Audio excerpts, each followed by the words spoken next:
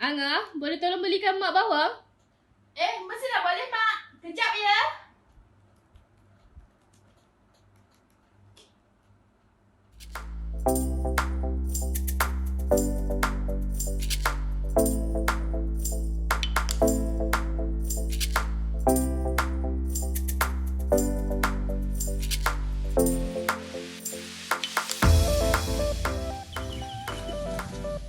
Alamak, lupa hand sanitizer. Haish.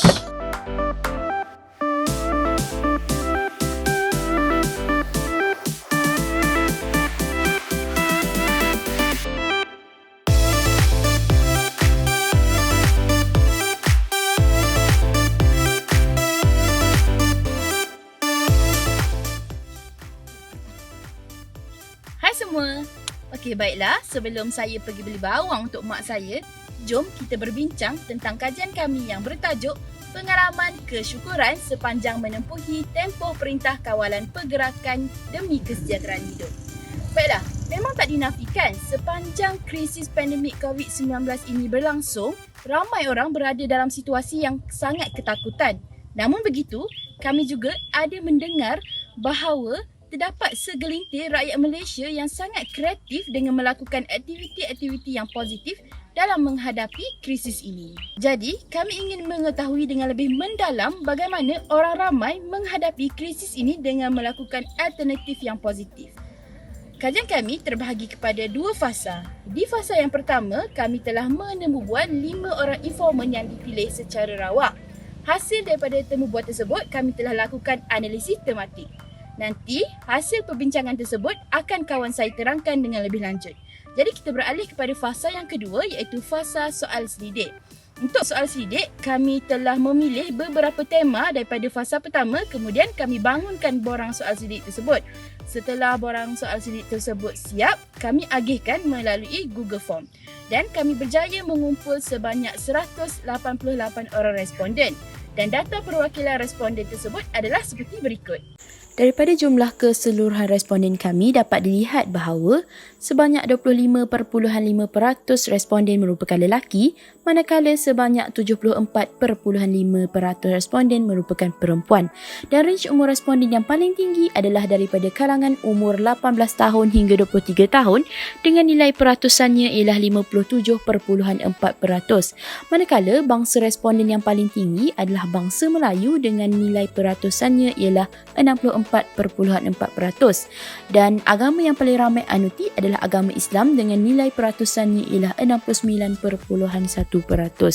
Dan secara keseluruhannya dapat kami lihat bahawa ramai di antara responden kami merupakan pelajar dan sebanyak 60.0% daripada responden kami merupakan mereka yang tidak bekerja.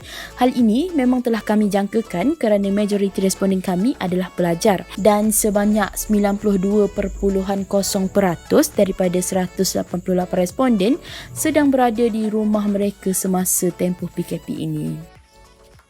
Jadi, dengan pengumpulan data daripada 188 orang responden, kami telah memperolehi data yang cukup dan memuaskan bagi mengkaji topik kajian ini. Seterusnya, rakan saya Kavina akan menerangkan konsep-konsep penting yang kami gunakan dalam kajian ini. Jumpa lagi guys! Thank you, Safia. Okey. Berbalik kepada kajian kami yang telah dibincangkan oleh kawan saya Safia, kami berjaya mengenal pasti 3 tema utama hasil daripada sesi temu bual yang telah kami lakukan di fasa pertama. 3 tema utama tersebut adalah nombor 1, emosi positif yang merangkumi kesyukuran, kesedaran dan kesejahteraan hidup. Hasil daripada analisis ini, kami telah mengaplikasikan 2 konsep yang boleh menerangkan perhubungan di antara ketiga-tiga tema ini. Kita akan membincangkan konsep-konsep tersebut di sebelah. Teori Broaden and Build terhadap emosi positif oleh Barbara Fredrickson menerangkan dengan pengamalan emosi positif, seseorang individu akan dapat mengembangkan perspektif mereka untuk mengenal pasti lebih peluang untuk membina perhubungan, sumber dan kemahiran yang lebih bagus.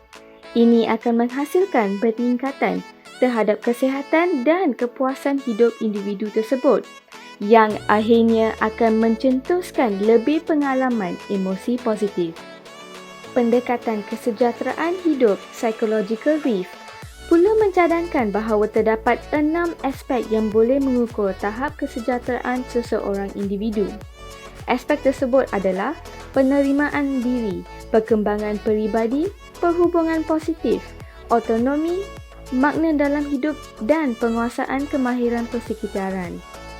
Dengan adanya keseimbangan dalam 6 aspek ini, maka individu akan mengalami tahap kesejahteraan hidup yang bagus. Aplikasi teori dan pendekatan ini dapat dilihat di kerangka konsep kajian kami. Kami mencadangkan bahawa dengan pengamalan kesyukuran, ini akan menghasilkan pengamalan emosi positif yang seterusnya mempengaruhi tahap kesejahteraan hidup individu. Kami juga mencadangkan 3 faktor yang mempengaruhi proses ini, iaitu pengaruh perhubungan positif dengan orang lain, pengaruh kesedaran dan penguasaan kemahiran persekitaran. Jadi, inilah tema, konsep dan kerangka konsep yang membangunkan kajian kami. Jadi, itulah konsep-konsep yang telah kami gunakan di dalam kajian kami. Seterusnya, Abang Azizi akan membincangkan hasil kajian kami. Okey, jap. Ni, Abang Azizi ambil. Terima kasih.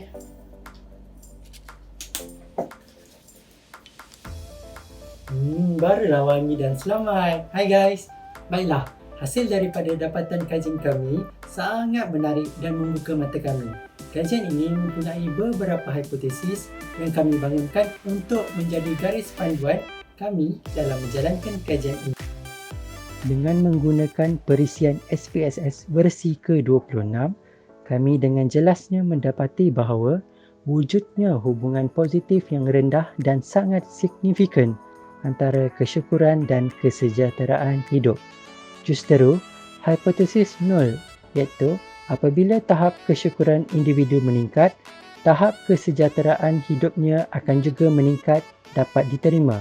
Selain itu, hasil analisis juga jelas menunjukkan bahawa wujudnya hubungan positif yang lemah dan sangat signifikan antara kesedaran dan kesejahteraan hidup. Oleh itu, hipotesis 1, apabila tahap kesedaran individu meningkat, tahap kesejahteraan hidupnya akan turut meningkat juga boleh diterima. Pada model analisis regresi berganda menunjukkan bahawa 14.5% variasi kesyukuran dan kesedaran dapat dijelaskan oleh variasi kesejahteraan hidup. Menerusi ujian ANOVA, kami dapat mengenal pasti bahawa kesedaran dan kesyukuran secara bersama-sama dapat digunakan sebagai prediktor kesejahteraan hidup. Menarik bukan? Inilah hasil kajian kami yang telah kami kenal pasti daripada kajian tersebut. Okey, dan seterusnya saya akan menjemput rakan saya Sudeshna untuk menyimpulkan kajian kami. Tapi sebelum tu, Sudeshna, ambil dulu. Terima kasih Abang Azizi. Sekarang sampailah sudah kita kepada penghujung perbincangan.